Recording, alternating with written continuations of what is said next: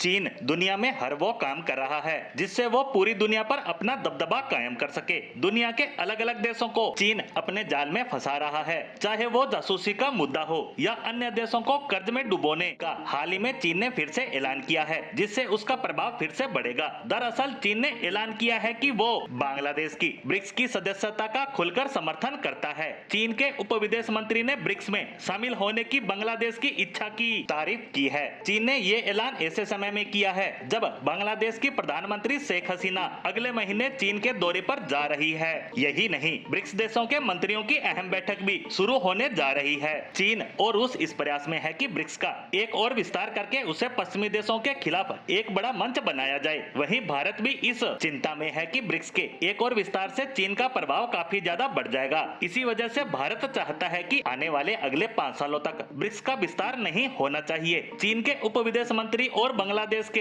विदेश सचिव के बीच पिछले दिनों एक बैठक हुई है। इस बैठक में चीन और बांग्लादेश के बीच द्विपक्षीय संबंधों को मजबूत करने और आर्थिक और व्यापारिक रिश्तों को बढ़ाने की संभावनाओं पर बातचीत हुई। चीन ने इसी दौरान बांग्लादेश को आश्वासन दिया कि वो बांग्लादेश को ब्रिक्स में शामिल करने का समर्थन सक्रिय होकर करेगा। बांग्लादेश के विदेश मंत्रालय ने एक बयान जारी करके इसकी जानकारी दी। बता दें कि बांग्लादेश चाहता है कि उसे ब्रिक्स में शामिल किया जाए ताकि विकसित देशों और अन्य बड़े देशों के साथ उसके रिश्ते मजबूत हो सके। बांग्लादेश का कहना है कि ब्रिक्स में चीन और भारत दोनों हैं जो उसके सबसे बड़े व्यापारिक साझेदार हैं। अगर उसे इसकी सदस्यता मिलती है तो इससे उनका इन देशों के साथ आर्थिक संबंध और ज्यादा मजबूत होंगे। और गौर करने वाली बात तो ये है कि रूस और चीन दोनों ही ब्रिक्स को पश्चिमी देशों के खिलाफ ढाल बनाना चाहते हैं और चीन तो यहाँ तक चाहता है कि इसमें तुर्की और पाकिस्तान जैसे देश भी शामिल हो जो भारत के कट्टर दुश्मन है, क्योंकि कहीं ना कहीं चीन ये भी चाहता है कि भारत का ब्रिक्स में प्रभाव कम हो।